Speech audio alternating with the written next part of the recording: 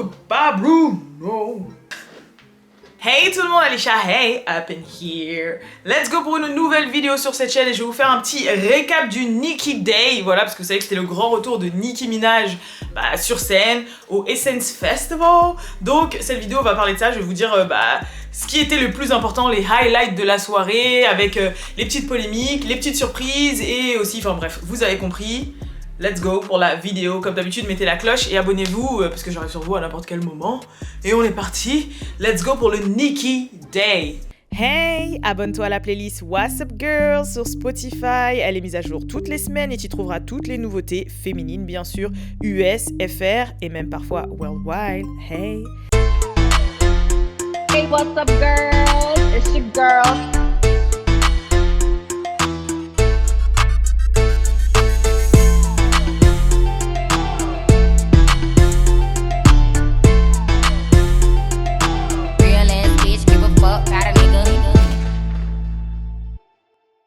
Donc du coup c'est vrai que là on rentre à fond dans la période des festivals. Il y avait le Wireless Festival à Londres où il y a eu l'apparition magique de Rihanna qui était aux côtés de A$AP Rocky. Il y avait l'Afro Nation ce week-end. Je sais qu'il y a le Rolling Loud au Portugal la semaine prochaine. Il y avait aussi du coup le Essence Festival et donc du coup le grand retour de Nicki Minaj sur scène. Alors faut déjà savoir que le Essence Festival à la base c'est, je sais pas si vous avez regardé le film Girls Trip avec Jada Pinkett, Queen Latifah, Regina King, je crois que c'est Regina Hall ou Regina King? Regina Hall, Regina, oh my god, à chaque fois je confonds les deux au niveau du nom, même si je sais qui est quoi, mais bref. Franchement, si vous ne l'avez pas vu, et Tiffany Haddish bien sûr, franchement si vous avez vu le film Girls Trip, allez le voir, c'est un de mes films favoris, c'est un des films qui fait que tu te dis en tant que femme, girl, tu peux avoir 45, 50, 55 et continuer à vivre ta best life. Voilà, franchement, je kiffe ce film. Il met dans un bon mood. Et justement, pendant ce film, elles vont à la Nouvelle-Orléans pour le Essence Festival. Donc, c'est quoi le Essence Festival en fait? Donc, Essence, c'est un magazine afro-américain de femmes. Et en fait, ils font un festival tous les ans, bon à part pendant le Covid, où justement ça se passe à la Nouvelle-Orléans. Et pendant tout le week-end, forcément, il y a des conférences, des happenings, des activités, etc. etc. Et il y a un gros line-up forcément de concerts. Voilà. Donc cette année, franchement, il y a eu des grosses têtes. Il y a eu Lauryn Hill qui a fait une apparence spéciale. Il y a Janet Jackson qui a performé. Il y a Kevin Hart, je crois, qui a fait un one-man show. Enfin voilà, ils ont un gros dôme, un gros comment ça s'appelle, stade où en fait ils font des bêtes de concert dedans. Et sinon c'est vraiment un délire qui dure toute la semaine. Et franchement c'est un de mes goals de vie d'aller au Essence Festival. J'ai pas pu y aller cette année parce que je me suis pris trop tard pour faire vous savez les trucs de presse là. Mais pour l'année prochaine, si Dieu veut, je serai au Essence. Voilà, I hope. C'est dans ma bucket list avant de mourir. Et du coup il y a eu le gros retour de Nicki sur scène. Ça fait 14 fois que je le dis. Donc son set il a duré à peu près 45 minutes, mais il y a beaucoup de choses qui se sont passées autour de son set. Alors déjà la première chose, il faut savoir que de base son passage, et même toutes les personnes qui avaient avant, parce que forcément elle c'était le gros événement de la soirée, le set il devait être aussi en live stream, donc en live streaming sur internet et en l'occurrence sur la plateforme Hulu. Donc je sais que nous en tant que français je crois on n'a pas accès à la plateforme Hulu, maintenant je sais pas parce qu'ils font de plus en plus de plateformes où même les étrangers peuvent se connecter, mais dans tous les cas vous pouvez utiliser un VPN ou un truc comme ça, et puis il y a toujours moyen de moyenner, tu vois. Le problème c'est que pile au moment, donc la soirée se passe, tout est streamé. Et juste avant l'arrivée de Nicki, le stream s'arrête. En fait, il y a Angela Yee qui était envoyée pour Hulu qui dit voilà, dû à des soucis techniques et à d'autres soucis qui sont indépendants de notre volonté, malheureusement, vous pourrez pas regarder, pas soucis techniques parce que du coup ils pouvaient streamer jusqu'à présent, tu vois. Mais en mode pour des soucis indépendants de notre volonté, vous pourrez pas voir Nicki Minaj en live. Unfortunately, while we plan to share Nicki Minaj's performance live on Hulu's Essence Fest primetime tonight, due to circumstances beyond our control, Nicki will no longer be a part of the live stream. However, if you're here in person, you're going to see an absolutely amazing... Les seuls qui auront la chance, c'est ceux qui sont sur place, quoi. Donc forcément ça a fait un peu de buzz, sur Twitter ça a fait énormément parler, forcément il y a encore le Nicki Hate Train, oh Nicki encore boycotté, etc. etc. Parce que comme par hasard, si tout le long tu stream et là comme par hasard quand c'est Nicki qui arrive, bah on sait que c'est une question de droit, une question de beef ou une question de boycott en fait, parce que clairement voilà, c'est-à-dire que les gens qui étaient chez eux et qui attendaient Nicki Minaj depuis toute la soirée, au final ça s'est cut sur eux. Donc voilà, bon on a su ensuite, les gens ont assumé en fait par la suite que sûrement que Hulu n'était pas d'accord avec le prix que Nicki voulait pour ses streams, parce qu'il faut savoir que Nicki c'est elle je crois qui a ses publishing, donc si jamais vous voulez publier Nicki, si vous voulez montrer Nicki, si vous voulez, voilà vous avez compris, bah il faut passer par sa team et gérer l'oseille etc. Et peut-être que Hulu au niveau des négociations n'a pas validé peut-être le prix que Nicki a annoncé, donc ils ont dit non, ils étaient pas d'accord, enfin bref ils sont pas tombés d'accord, sûrement, je pense que c'est une affaire de droit, voilà c'est une affaire de publishing qui a fait que bah Hulu ils avaient pas le droit de streamer Nicki, donc voilà c'était le premier petit couac. Deuxième chose aussi, forcément le set était super bien, mais je sais que moi c'est ce qui m'a un petit peu, on va dire un petit peu, comment ça s'appelle, pas choqué mais vous allez comprendre, en fait je me dis c'est son grand retour sur scène. Nicki c'est quand même une performeuse, quand je dis performeuse c'est ok, c'est pas la plus grande des danseuses sur scène, c'est pas non plus, on parle pas d'une Beyoncé, on parle pas de, tu vois, mais dans le sens où c'est quand même Nicki, tu vois, et elle va te sortir quand même des tenues qui vont sortir un petit peu de l'ordinaire, elle va quand même faire un effort, et là quand je l'ai vu je me suis dit bah pour un retour sur scène en mode gros festival, ces tenues, je les ai trouvées whatever. Franchement, les barbs, ne me tapez pas dessus. Là, c'est vraiment objectif, mais je me suis dit, bah, elle était en mode, wesh, elle arrivait avec un bombers kaki, frère. Tu vois, genre en mode, elle était avec un ensemble, voilà, elle a mis des petites chaînes, un bombers kaki. Après, à la fin, elle a rajouté une veste Versace dessus avec le bandeau, mais j'ai pas trouvé ça ouf, tu vois. Du coup, oh, Balou m'appelle, alors attendez. Génial, je suis en train de tourner. Salut la caméra. De toute façon, on te voit pas. Vas-y. Peace. Salut tout le monde. Salut, what's up, girl? Peace.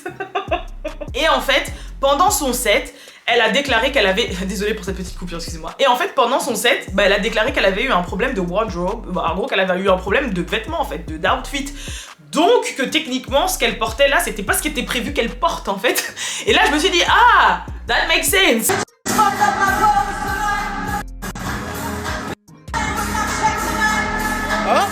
C'est parce que je me suis dit ouais c'est bizarre, soit elle s'en bat les couilles, soit elle veut vraiment, elle est pas là pour me mettre plein les yeux, mais elle est vraiment là pour montrer son talent, ce qui peut être bien aussi. En plus c'est Nicki, c'est peut-être aussi, moi j'ai pas besoin de faire des faux semblants, de mettre 40 paillettes, je viens, je fais mon show, les gens ils vont valider quand même, et fin, ça peut être ça, parce qu'elle a un peu du style à faire comme ça, tu vois. Mais je me suis dit c'est bizarre, et quand sur scène elle a dit ouais, elle a eu des, on m'a pas respecté au niveau de ma wardrobe, en gros elle a dit deux trucs à ce moment-là, elle a dit que genre en gros ils l'ont pas respecté, elle a des problèmes de vêtements, enfin elle avait eu des problèmes de styliste, de vêtements, de tenue pour sa performance, et aussi elle a dit qu'il y avait des gens qui fuck up son bag, genre en gros qui merdaient au niveau justement de l'argent ou des contrats etc. Et je pense que ça c'était un shot à Hulu par rapport au fait qu'elle soit pas en stream. Donc déjà ça faisait deux choses que voilà, bon ça n'empêche pas que forcément comment elle était c'était quand même très bien, genre en mode je m'en plains pas, mais je me suis dit je sentais qu'il y avait un petit truc, et au final quand elle a dit ça je me dis ah ok. Deuxième chose, troisième chose qui a fait parler aussi par rapport à sa tenue, c'est cette fameuse rumeur de Nicki est enceinte. Donc les gens ont remarqué justement pendant son show qu'elle avait un petit belly, tu vois, et franchement j'ai fait un peu le tour sur Twitter, dans les commentaires etc etc, et il y a eu des gros débats par rapport à ça, parce que forcément il y a des gens qui ont dit ouais faut arrêter le body shaming, voilà on sait qu'elle a pris du poids etc, ça y est elle va être quarantenaire, elle vient d'avoir un enfant, blablabla, puis il y a aussi les gènes, hein, Trinidad Gal, Caribbean Gal, tu vois ce que je veux dire, genre en mode voilà faut arrêter, c'est parce qu'elle a un petit bidon, ça se trouve elle a ses règles, ça se trouve elle est ballonnée, ça se trouve elle a mangé avant, ça se trouve on sait pas, mais genre c'est pas parce qu'il faut arrêter que c'est parce que vous voyez un ventre comme ça machin, ce qui n'est pas faux.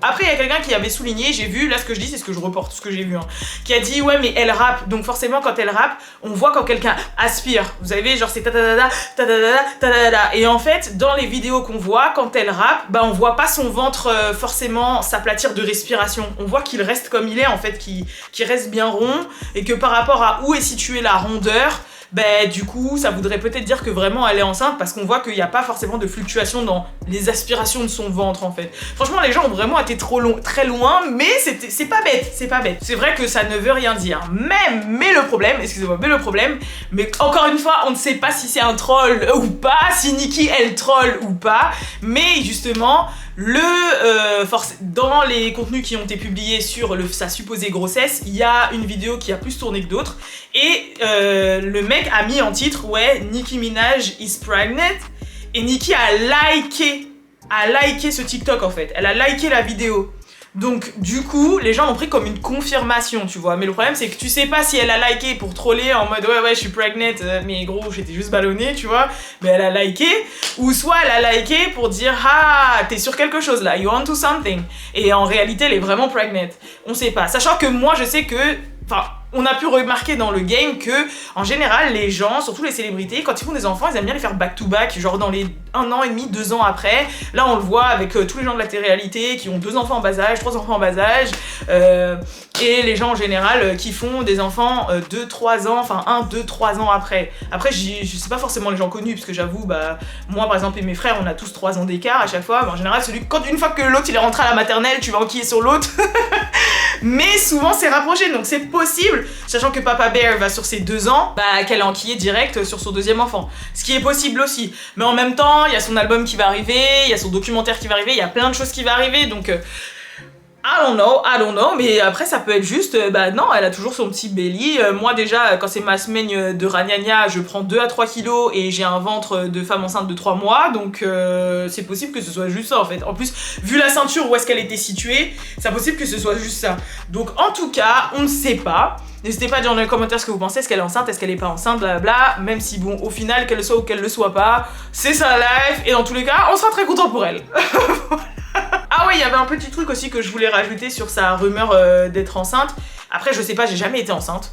Donc, les filles qui ont été enceintes dans les commentaires, dites-moi. Mais il y a un truc aussi qui m'a fait douter qu'elle soit enceinte, c'est qu'il y a un moment sur scène, elle s'est allongée sur le ventre en fait. Genre, elle s'est allongée au calme sur le ventre. Je pense que si son ventre était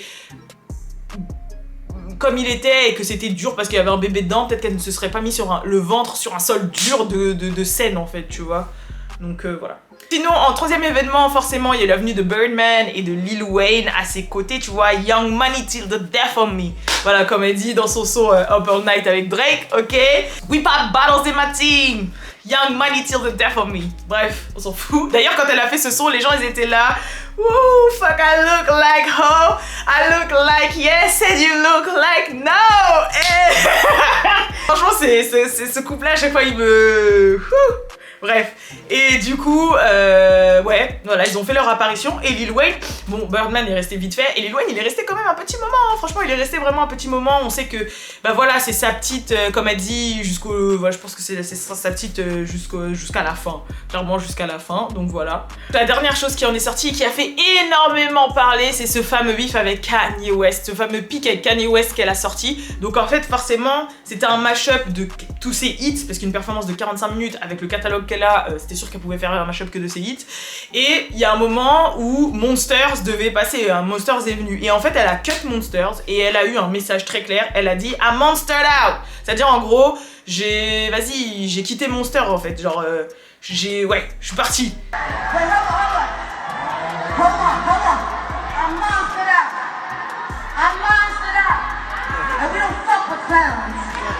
J'ai fini avec Monster, tu vois.